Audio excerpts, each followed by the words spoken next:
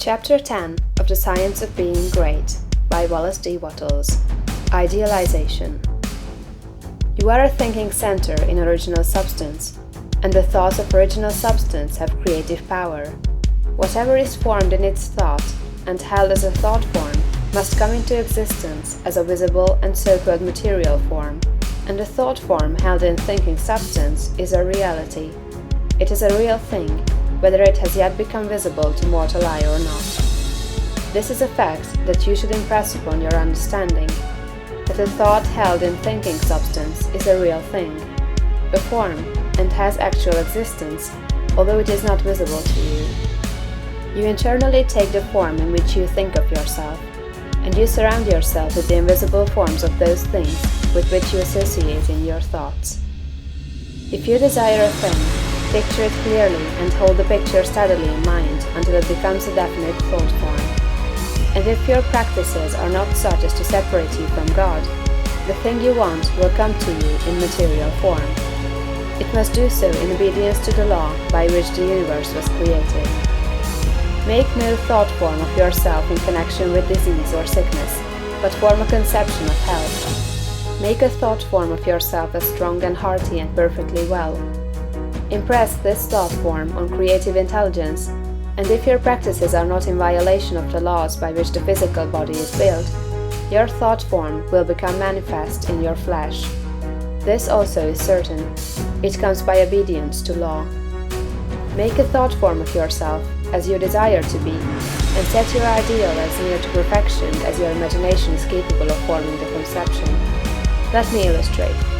If a young law student wishes to become great, let him picture himself, while attending to the viewpoint, consecration, and identification as previously directed, as a great lawyer, pleading his case with matchless eloquence and power before the judge and jury, as having an unlimited command of truth, of knowledge, and of wisdom. Let him picture himself as the great lawyer in every possible situation and contingency. While he is still only the student, in all circumstances let him never forget or fail to be the great lawyer in his thought form of himself. As the thought form grows more definite and habitual in his mind, the creative energies, both within and without, are set at work. He begins to manifest the form from within, and all the essentials without, which go into the picture, begin to be impelled toward him. He makes himself into the image, and God works with him. Nothing can prevent him from becoming what he wishes to be. In the same general way, the musical student pictures himself as performing perfect harmonies, and as delighting vast audiences. The actor forms the highest conception he is capable of in regard to his art, and applies this conception to himself. The farmer and the mechanic do exactly the same thing. Fix upon your ideal of what you wish to make of yourself. Consider well and be sure that you make the right choice. That is, the one that will be the most satisfactory to you in a general way. Do not pay too much attention to the advice and suggestions of those around you.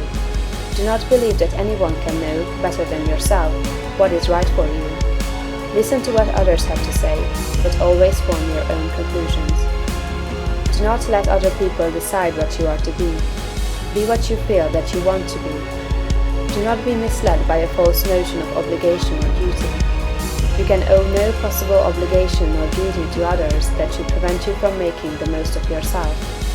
Be true to yourself, and you cannot then be false to any man. When you have fully decided what thing you want to be, form the highest conception of that thing that you are capable of imagining, and make that conception a thought form. Hold that thought form as a fact, as the real truth about yourself, and believe in it. Close your ears to all adverse suggestions. Never mind if people call you a fool or a dreamer. Dream on. Remember that Bonaparte, the half-starved lieutenant, always saw himself as the general of armies and the master of France, and he became in outer realization what he held himself to be in mind. So likewise will you. Attend carefully to all that has been said in the preceding chapters, and act as directed in the following ones, and you will become what you want to be.